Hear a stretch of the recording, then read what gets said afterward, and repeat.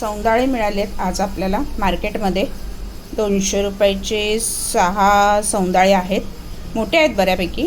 आज आपण सौंदाळ्याची फिश कढी पण बघणार आहोत आणि सौंदाळे फ्राय पण बघणार आहोत। तर पहिलं आपण सौंदाळे फ्राय बघायचं आहे। ह्यांना मी एक मीठ लावून अर्धा तास ठेवला आहे आणि स्वच्छ नंतर मी धुवून घेणार आहे आणि त्याच्यानंतर आपण पहिलं सौंदाळे फ्राय बघूया आणि नंतर आपण सौंदाळे फिश कढी बघू।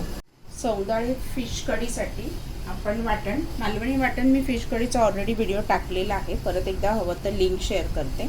आता मी वाटण दाखवते। तरी पण ओला नारळ अर्धी वाटी घेतला आहे, लसूण एक 5-6 पाकळ्या, आवडीनुसार थोडं जास्त घेतल्या तरी चालेल, चवीत काय असं बदल नाही होत, छान लागतं।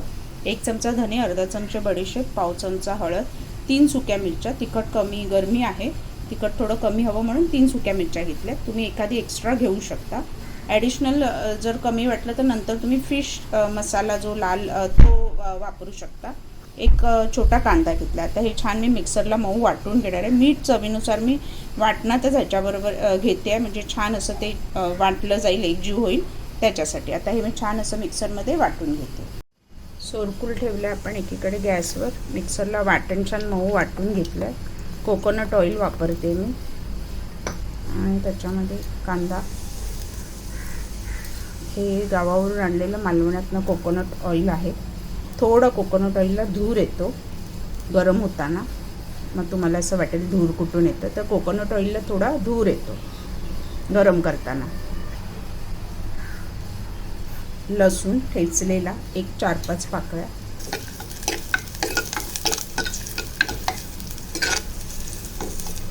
आणि आपलं वाटण आता आपण टाकणार आहोत।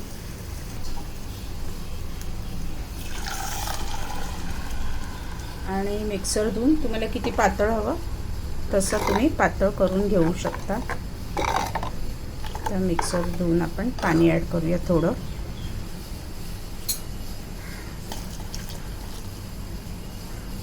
छान उकळी येऊ दे। कोकम ॲड करणार आहोत आपण, आंबट कसं हवं त्याप्रमाणे। एवढ्या रश्श्याला साधारण एक 4-5 कोकम मी घातली आहेत। कोकमानोर आहे, तुमची जो ओरिजिनल मालवण्यातली असतील तर थोडी ती आंबट असतात बऱ्यापैकी, पण बाहेरून दुकानातनं घेतलेली असतील तर ती आंबट थोडी कमी असतात। तर तो तुमचा अंदाजाने कोकम घाला, त्याला उकळी येऊ दे।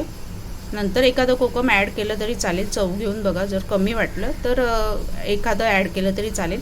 मालवणी फिश कढी आंबटच असते, आंबट तिखट अशी, त्यामुळे कोकम हे हवंच। कोकम नसेल तर चिंच ऑप्शन आहे, पण आपण ती पण रेसिपी नंतर बघू। उकळी येते तोपर्यंत आपण फिश सोडूया, आपले सौंदाळे। आणि एक फिश लवकर कुक होतो, मी प्रत्येक वेळी फिशच्या रेसिपीत सांगतेच। आता एक चांगली उकळी येऊ दे, चांगली उकळी येऊ दे की आपली फिश कढी तयार आहे। वरून कढीपत्ता आणि कोथिंबीर, का फिश कढी आपली रेडी आहे। राईस बरोबर, भाकरी बरोबर, चपाती बरोबर मस्त मालवणी सौंदाळ्याच्या फिश कढीचा आस्वाद घ्या।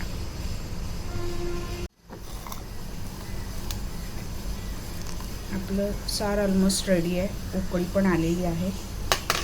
तर आपण त्याच्यामध्ये कोथिंबीर ॲड करणार आहोत।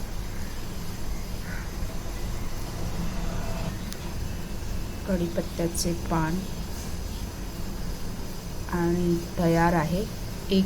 अगदी 1 सेकंद फक्त, आणि नंतर आपली फिश कढी रेडी आहे खाण्यासाठी।